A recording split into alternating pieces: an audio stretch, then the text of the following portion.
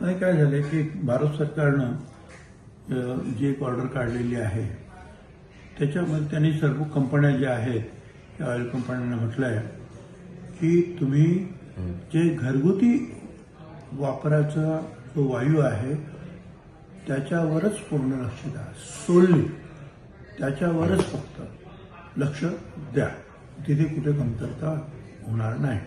आणि त्याच्यामध्ये बाकीचं त्यांनी जे आहे कमर्शियल याच्याबद्दल तसं काही म्हटलेलं नाही.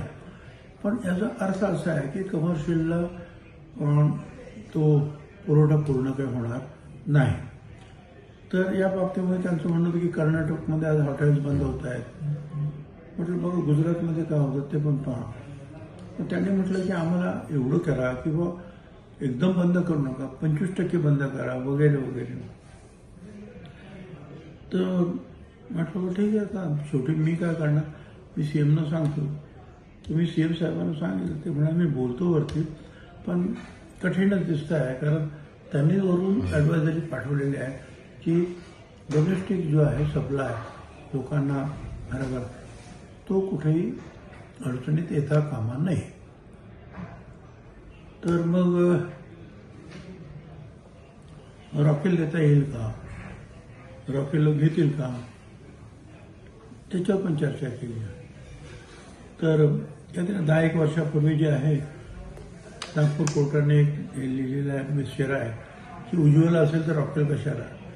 पण सध्या परिस्थितीमध्ये आम्ही त्यांना कळवायचं ठरवलं कोर्टाला सुद्धा की आता आम्ही ह्या परिस्थितीमध्ये आपल्याला दुसरा काही उपाय नाही.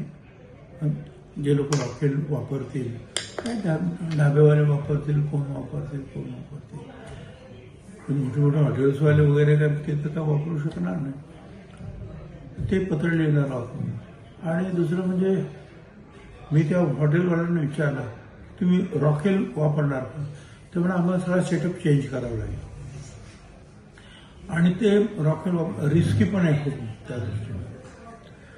तर हे असे सगळे प्रश्न झाले. तर सीएम म्हणाले भाऊ मी बोलतो वरती कसं काय आहे ते. आणि दुसरा प्रश्न होता कांद्याचा आणि मका. तर ते म्हणाले मी मीटिंग लावतो, नाफेडच्या पण लोकांना बोलवतो आणि मग त्याच्यासाठी त्या भुसे साहेब होते, त्याच्यानंतर राहुल अय्यर होते, बोरसे म्हणून आमदार ते होते, हे होते आपला बनकर, दिलीप बनकर होते. अशी सगळी मंडळी होती. आम्ही किंवा कांद्याच्या बाबतीत काहीतरी करा.